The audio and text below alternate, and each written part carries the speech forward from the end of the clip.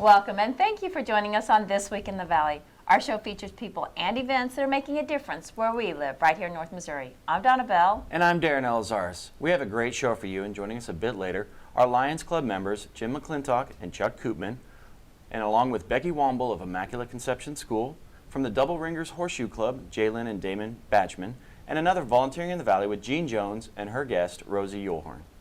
Well, this is it. Sheridan Valley's annual membership meeting is this Thursday, September 3rd. All members are encouraged to come and enjoy a delicious meal and music by Sway. Visit with friends, neighbors, and Sheridan Valley employees. Most importantly, exercise your right to vote. This year's candidates are Charlotte Miller, Melissa Cole, Kelly Linneman, Louis Fakay, John Moore, and Mike Forrest. This year's grand prize drawing, again, is a year's worth of Sheridan Valley services up to $1,000. Other prizes include cash prizes and Sheridan Valley gift certificates.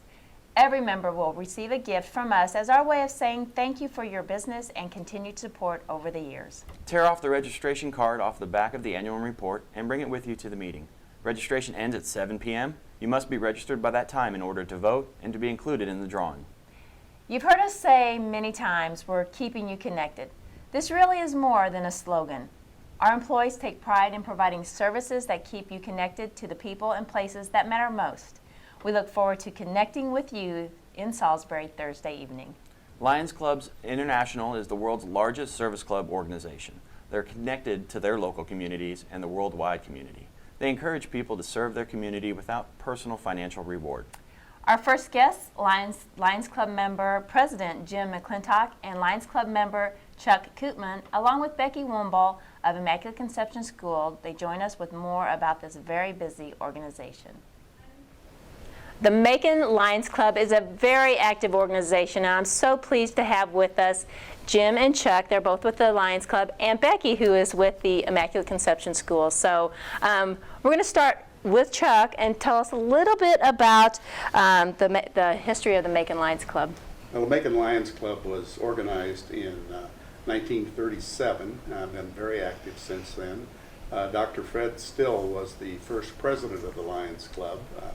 Jim is now the 68th president of the Lions Club. I was president for the 75th year when we had a big celebration of our club, and we'll be doing that again hopefully in 2017 for our 80th year. Oh, that would be great, huh? Well, so let's talk a little bit about the current club. Jim, you want to tell us about that? We have 40 members. We meet every week at 7 o'clock at the Apple Basket, downtown Macon. Some of us come early for breakfast, but the meeting kicks off at 7. Well, you guys are very, very busy and have lots of activities that take place throughout the year. Let's talk about some of those activities. Well, first of all, we purchase eyeglasses for needy children.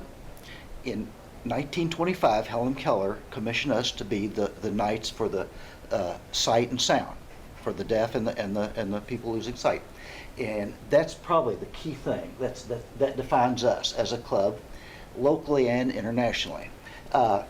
We also do this eyeglass recycling, which this is what this is all about, and these eyeglasses are collected and they end up in third world countries, where a team goes out to give people eye tests.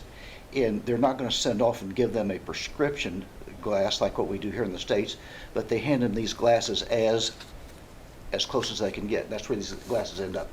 We also do the annual Easter egg hunt. We sponsor the Halloween costume parade and contest. We sponsor Boys and Girls Scouts. Now, the other activities that we support is that we have we donate to the Boy Scouts and the Girl Scouts. We have 2 annual scholarships. We help work with Share the Harvest, where the deer hunters get their deers to the needy. We help with the PTO Carnival. We're big in the Macon County Ministries. We have a lot of folks that do help with the food distribution there. And is it weekly? We say weekly we help get food from Columbia to Macon? Three times a month there's a truck comes from Columbia to or get ready for the monthly distribution. And for the last about 9 years, Lions Club members are the ones that have been responsible for unloading that truck at the food distribution warehouse. Yes. We also do Coach for Kids. Now, have I missed anything, Chuck? I think you've come pretty Okay. close there. Thank you. Thanks for your help. You all are very, very busy. That is quite a list of activities and a lot of lives that you touch. Thank you. So, well, let's talk about how you're able to do these. It takes money, so how do you fund these programs? Well, our primary fundraiser is our annual fish fry. And that's at the middle school cafeteria. For the last several years now, we've settled in on the Friday prior to Good Friday. Usually 300 to 400 people, and that is our primary fundraiser for the year. We also, for the last several years, have been doing a Christmas ornament. This year we're featuring the Lolly Sale Barn. That ornament will be out here in time for sales prior to Christmas. In the past, we've done the Frost Top, we've done Big David, we've done the swimming pool, we've done the theater, or the drive-in theater, I should say. Those sure are collectibles. They're collectibles, that's the intent of it. That's what our intent is, and they've gone over very well. The last year, we started a raffle. This year, that raffle is going to be coming up here within a few weeks. The Lions Club members will be selling it, the raffle tickets. We print only 600 tickets. They're $5 a ticket. So it's not massive numbers of tickets that are being sold. But this year, we're privileged to be, the prize is going to be an iPad Air 2 computer, compliments of CBTV. There you go. We're very thankful to CBTV for that contribution this year and that prize that somebody in the air. And of course, we're also supported by our annual membership and contributions from our members. We do participate in a few other things, parking cars at the fairgrounds for different events and that type of thing, where they reimburse us for a little bit, but most of that is done just for the participation in the events. Very active, very active. Well, we're here today to talk about a specific program, Jim. What is that? Well, we're talking about the eyeglass recycling program. It's been, again, I'm repeating myself, it's been our signature program. It's been a signature program for Lions International for 70 years now. We have collection boxes and always have had collection boxes at Vision Care Center, at Samaritan Hospital, and at the Macon Library. We also have boxes at Macon Atlanta State Bank, Bank Midwest, and the Clarence State Bank. For the program, we'll be adding some boxes around town for convenience. The folks at Zion Lutheran Church have agreed to have a box, same as the First Christian Church. Downtown, it's the First Baptist Church, the United Methodist Church, and Immaculate Conception Church and school, right? We'll also have a box at the American Family Insurance Office there on Missouri. Out there for the folks on the southwest part of town, Brenda out at K9 Fantasies has agreed to let us have a box there. And we're going to have a box at Long Branch YMCA for convenience for people out on the south part of town. So maybe now's a good time to introduce Becky. Okay. Let's talk. Okay. Go ahead. Well, Becky Womwell and I have, can I say, brained this out? Okay. Becky is a teacher at Immaculate Conception, and she's going to use this program, help us use this program with her children. And I'm going to turn it over to Becky. All right. So tell us a little bit about Immaculate Conception and how you're going to help with this program. All right. Well, Immaculate Conception is a school downtown, and we are an accredited school. We have certified teachers, and we have grades kindergarten through 8th grade. We provide a family-like learning atmosphere, and we feel like it's our mission to help families educate their children. We want to assist them in the education of their children. This year we will possibly be starting up an after-school program, and that's still in the works to see how great a need and participation. And we also have an alliance with the public school regarding sports and band, so our students are able to participate in that. And we welcome children from all faiths to attend our school, even though we have a very strong Catholic Christian influence in the learning process.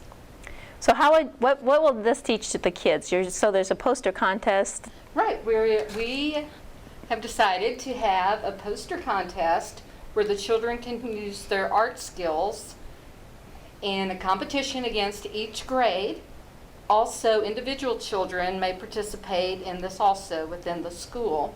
The Lions Club has agreed to judge the posters, and the posters will go right along with how important it is to recycle our glasses. Because we are having a very big push this year in our art classes on look at something before you throw it away. What else could this be? And so we're going to be really focusing on recycling.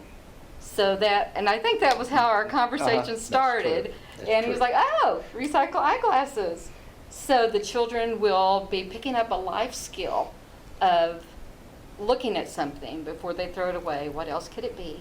They'll be able to use their creativity to come up with wonderful advertisement for a wonderful ministry that people may not know about. And of course, we want to come right alongside with, you know, a great organization that cares about the needs of others, because that is one more thing that we want to promote at ICS with the children, is to think of others and what can we do to help.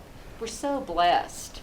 We're so blessed in our country. The poorest person is so rich compared to other people around the world. And so that is, you know, something we want to do. What a great lesson for those kids.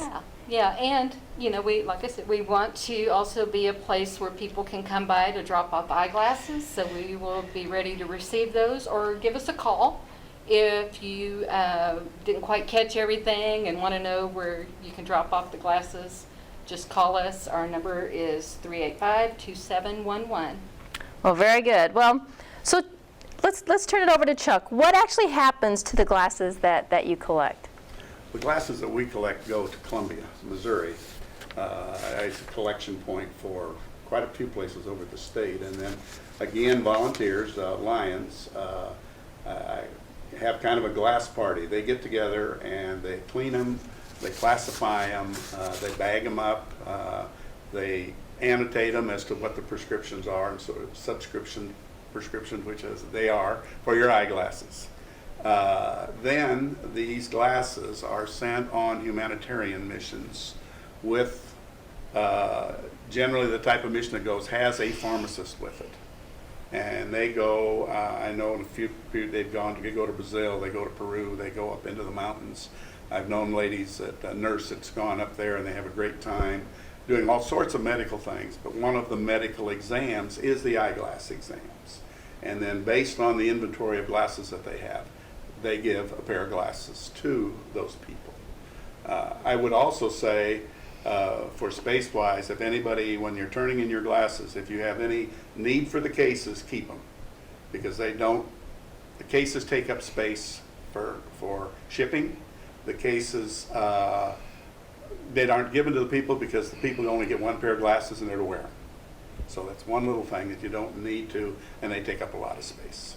Well, very good. Well, you know, it's something so simple. People that if they have glasses that they're not using, simply put them in one of these deposit boxes or at any of the locations that Jim has mentioned, and they'll get put to good use. And it doesn't make any difference how old the glasses are. It doesn't. As long as they're, you know, if they're real scratched, they're going to get thrown away. But otherwise, if they're in good condition, whether the big old ones that they wore in the 70s or wherever it was, they still work.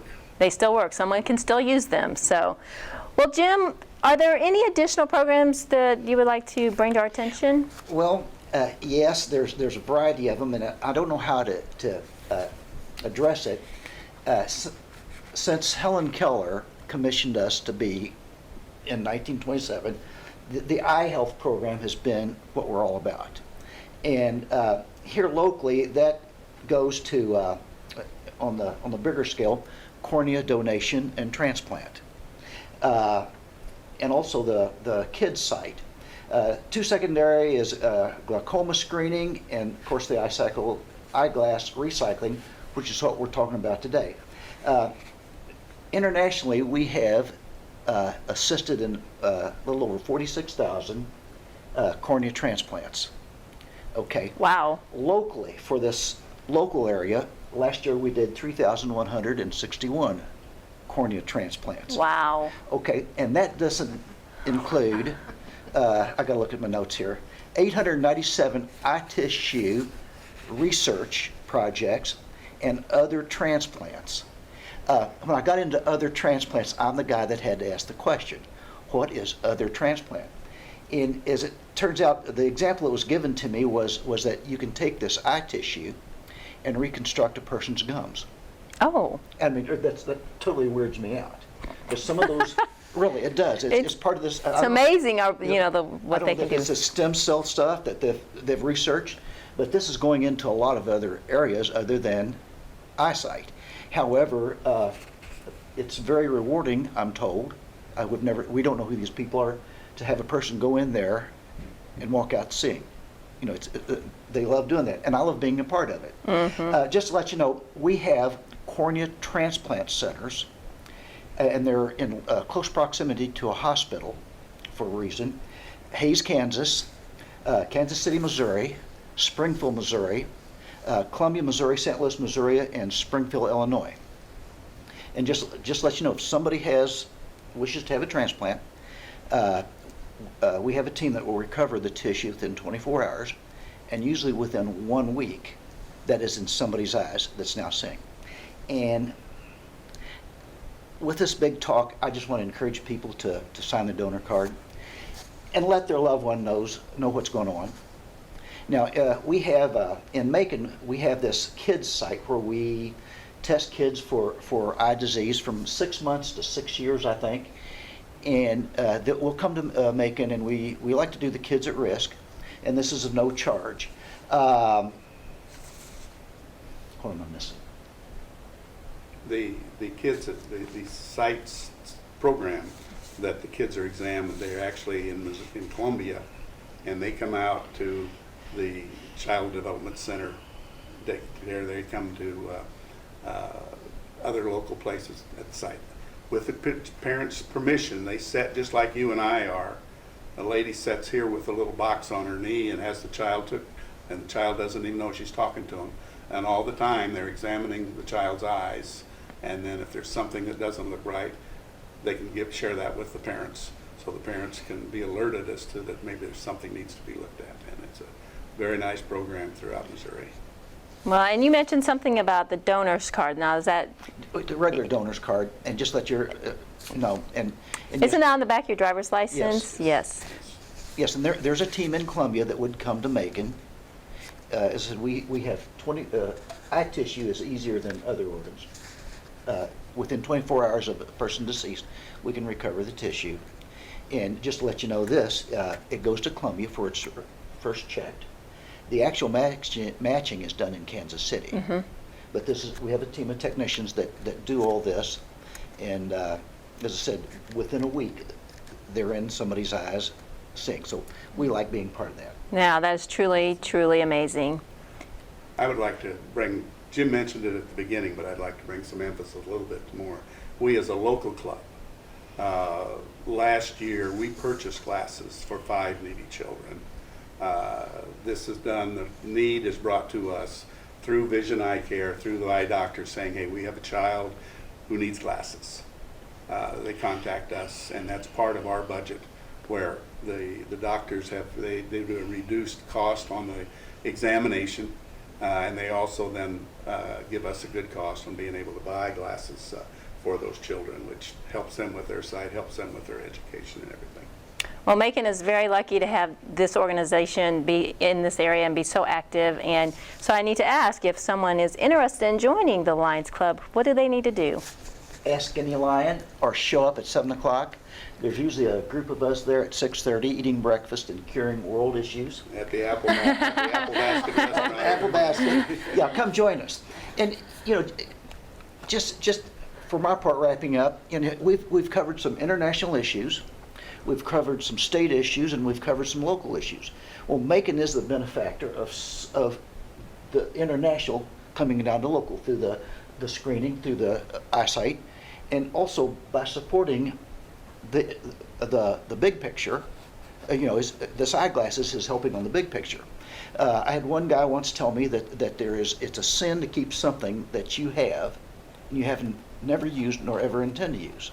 Well, your eyeglasses sitting around the house is just a little thing that we can get out here to the world, and the gift of sight. And I'm trying to encourage people to do that. And, this whole thing, there's a lot of people that do support us in Macon, continued. And I've got to give them a big thank you. I've got to thank you folks at Sheraton Valley. I've got to thank Immaculate Conception, just sitting here. And these posters, going back, will be on display at Macon Atlanta for the month of September. They've been nice enough to let us do that. Do you know that? Well, our competition will not end until maybe the first week in September. Okay, it's going to be there. And The school starts tomorrow. I have to thank them, and she's here today. And I'd like to ask the community to continue supporting us. And a big thank you to if you want to come to our fish fry, or if you want to buy one of our raffle tickets, thank you. If you'd love to join us, we'd love to have you. Thank you. And if you're interested in local youth art, please drop by these businesses and take a look at what the children have done. I think it's awesome. Thank you. Well, Jim, Becky, Chuck, thank you all very much. We really appreciate you joining us and being here and all the work that you do, and good luck with the start of school. Oh, thank you. You're welcome. Yep. Thank you. You bet. Thanks to all. Gather up those glasses that you're not using and get them to the Lions Club so they can get them to someone who can use them. Even though a horseshoe may represent a symbol of luck to some people, there's little or no luck involved in pitching ringers. Up next are Jalen and Damon Batchman with the Double Ringers Horseshoe Club. They've had some success at the World Horseshoe Tournament, and they join us with all the details. Well, you guys are back from your big adventure, back at your home court here at the Bevere Horseshoe Club, huh? The Double Ringers. You just got back from the what? World's Horseshoe Tournament The World Horseshoe Tournament. Where was that? down in Kansas City, Topeka, Kansas. Topeka, Kansas. Well, that was a pretty neat trip, wasn't it? What did you think when you first got there and walked in? I thought it was pretty cool. Anything else? I thought I saw maybe in some of the pictures a big wall full of horseshoes. Yeah, it was pretty cool. I was a little scared a little bit, and yeah. I bet Dad was pretty proud of you getting to the World Championships. Oh, I'm extremely proud. Uh-huh. So what were your feelings when you first got there? Well, about like him, I was anxious to see what happened, kind of first time any of us have ever been there. So I was kind of anxious to see what was going on down there and stuff. And we got down there, it was even bigger than I could even imagine. It was just incredible. Got to meet a lot of people. We got to talk to the 19-time world champion down there. So it was pretty good time. Well, Jalen, what were some of the other kids like that you were competing against? Some of them were really fun. I made good friends with, and then a couple of them you had to watch because they were kind of wanting to throw you off, and it looked like they weren't trying to throw right and everything. So yeah, it was pretty confusing. Oh, so they were working some strategy on you, huh? Most of them. Now, was it different throwing in the pits that they have there rather than here at home? Yeah, because it's clay, and when it hits it doesn't usually bounce very much or anything, slide in. It usually just stops once it hits. Uh-huh. So you don't get any benefit of the bounce, huh? Yeah, Did that hurt your game or help your game? they're in the middle. In the middle. Sometimes they bounce off too, don't they? And that might help in that clay sticky stuff. Yeah. So how'd you do when it all came down to it? I got 7th place, got this medal, and we all got our pictures taken, and it was pretty cool. Uh-huh. So what the world championship now, where were some of the other kids from? There was one from, I think, Chicago, California, Canada, and a whole bunch of other places. Uh-huh. Cool. So, did you get to watch some of the adults throw and stuff? Not really. Not really, too busy throwing yourself, huh? Mm. So, Jalen, did you get any souvenirs from the World Championship? We got some stuff, but not really any souvenirs. Uh-huh. Well, what about that shirt you got on there? Yeah, Send it. it got my name printed off, where I'm from, and everything. Cool. Well, so that way, when you're with other kids, they can see where you're from, Yeah. and you can see where they're from. Cool. It's neat, kind of neat getting to know other kids from all over the country, isn't it? Yeah, it's pretty cool. So, you gonna work real hard and go back to next year? Do you know where the World Champion's gonna be next year? No, I don't think so. Montgomery, Alabama. Boy, that'd be a neat trip. Have you ever been to Alabama? No. No, huh? But you want to go? Kind of. All right. Well, that might be a little bit harder to get to, huh? Yeah, You think you'd take an airplane to get there? maybe. Be a nice trip. So, Damon, what were your overview of the whole World Championship? Did you? Like I said, I wish he could have done better, but he played his heart out. He did the best he can. All of us that went down with him, we was really proud of him. It's really an incredible thing. Got to learn a lot of different techniques. Get to watch a lot of different people, how they pitch differently. There's really not two people that really pitch the exact same. Everybody's got a little bit different technique. So overall, it was pretty great. We're hoping to get to go next year to Montgomery, Alabama. Just wait to see what happens, and hopefully we get to go. All right. Well, thanks for being with me today.